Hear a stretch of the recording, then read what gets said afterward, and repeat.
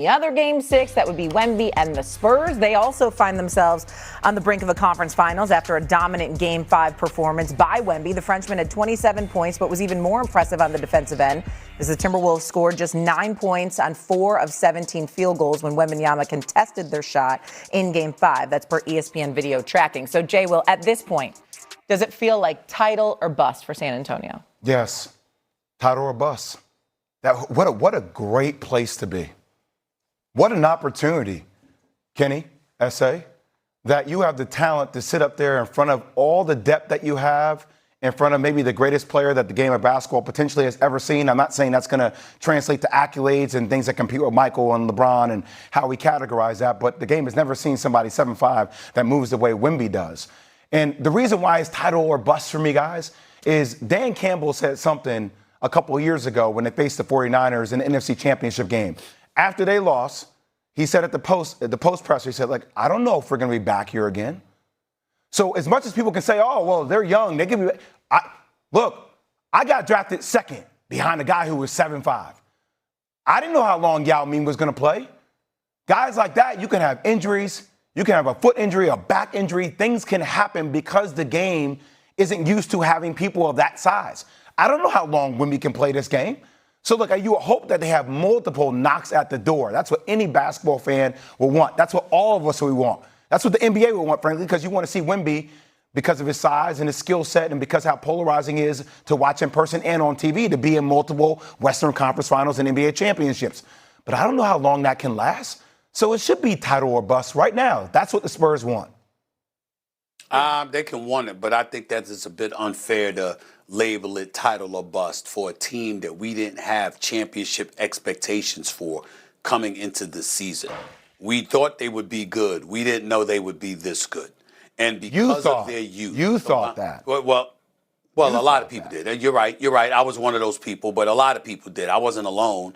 A vast majority of folks were not talking about the San Antonio Spurs on that level. They considered them a year away or two because of their youth, not because of their talent. And so to see Mitch Johnson coaching his butt off, being one of the great young coaches in the game, to see Castle and Vassell and Harper, Ron Harper's got to be very, very proud watching his son play, because Dylan Harper can ball, make no mistake about it. All right, to watch that and his growth and his maturation take fold, to see De'Aaron Fox still doing what he's capable of doing, etc.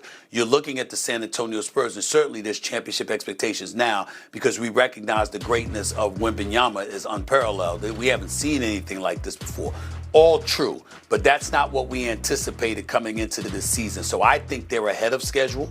They're championship contenders. We all know it. The likelihood is that they will be in the conference finals because we expect them to win one of these potentially next 2 games against the Minnesota Timberwolves and getting to the conference finals.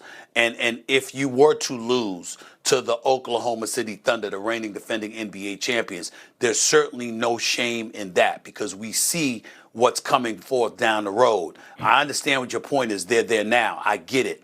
I'm just saying if they get to the conference finals and lose to OKC, I am not going to call this season a bust for the San Antonio Spurs. They've had a very, very successful season if they get to the conference finals. Well, for me, I have to take a piece of both of y'all and say, man, valid points. But for me, always, life is about trajectory. Are you on the right train at the right time and you don't get derailed or you don't get off too early? Preach. And right now, the San Antonio Spurs are on the right train, the right track, with the right speed and the right trajectory. And we talk about what Wembanyama's doing, but we're saying that these guys have made themselves, Fox, Castle, and Harper, the best trio backcourt in the NBA. Is that the trajectory we saw them at the beginning of the season? No. We said it could be, but they are moving at a pace faster than we expected. Then you add Vassell in it, and you add all the other elements. You add even Harrison Barnes comes into the game and gives you quick buckets and here and there. They are on the right train, the right speed, and on the right track. So bust, maybe not, because all they have to do is stay on the train. And they have put themselves, and you talk about coaching.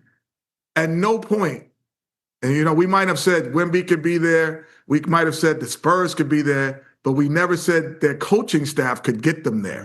This is the first time that we put in a trajectory saying we believe in their coaching staff and what they're doing. So for me, this is stay on the mission.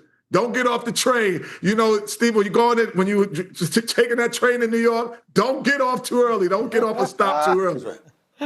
No. We ain't trying to get off in Newark, New Jersey. We ain't trying to do that. Newark's coming up. Kenny, I'll just say one last thing. My perception of bust is warped because I'm sure it is for you too. The amount of times that you've had successful seasons and you knocked on the door and you haven't gotten all the way over the hump, you may have reflectively looked at it and say, you know what, that was a decent season. But in your mind, as a competitor, you can get over the hump. No, exactly. Yeah, as a competitor, sure. And I'll say with you, you're right. Because they're going to look back and go, whoever wins it, if it's not them, they're going to go. We had a chance. That's it. We're better than them. Well, let me say this. Let me say this real quick. Beyond this year, I think you could say title of the bus with the personnel that they have, the coaching that they have, and the experience they will have acquired with this run. But the one other important thing to mention is this. If you're anybody in the NBA, especially the Western Conference, this is your moment because San Antonio has sent the message. You ain't going to have too many of them in the future. If we have something to say about it, you better get it now because you ain't going to get it later. That's right. That's what San Antonio is saying.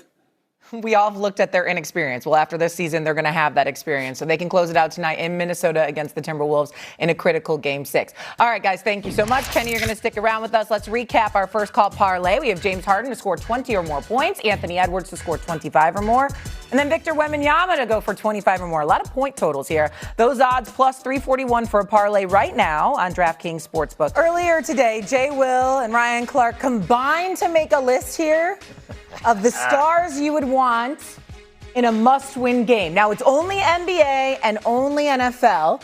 Peep this list and tell me what you think. Stephen A. liked the list but rearranged it. Your thoughts? You need to bring it back up? Yeah, you need to bring it back up. Okay. Jay Gildress, I like Ant-Man in a must-win too, man. Because over who, Kay? Over who, Kenny? He and Jalen Brunson are about equal in my mind in terms of must-see. This is must-win or must-see? Must win. Must win. In a must-win. If I gotta have them. Right. Oh, man, I think I gotta have Jokic on that list, man. We debated that.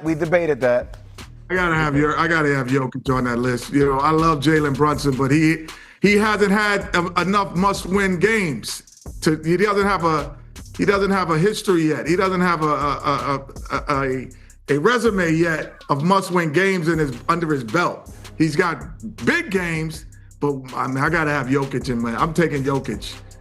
See our text chain. We fought with that for a while, Kenny. It was the Jokic. Not Ant-Man. Not Ant-Man. No, we didn't have Ant-Man. No Ant-Man. Not yet. Okay. All right, Kenny. Very good. Stephen A. gave him an A-. Give him a quick grade. What would you give him? Quick. I would agree. I would say A-. I would say there's one. Jalen Brunson is debatable because of his work. His body of work is not there yet. His body of work. That's why I pushed him to 5, Kenny. Kenny, that's why I put him to 5. Listen, we're about to see if his body of work is going to come. We're about to see. We're about to see. We going to the finals. Oh boy. We going to the finals. We going to the finals. Must-win games. There will be a lot of must-win games next round. If I'm in the class or the school of Stephen A. Smith Academy and I'm an A student, I'm happy. You're happy? Life is good. Okay. There you go. All right. We'll go to the Knicks a little bit later on. Hey, fellas. Kenny, Jay. I approve that man. I think that's 5. I'm keeping a tally of those today since he's in D.C. Okay, we'll go to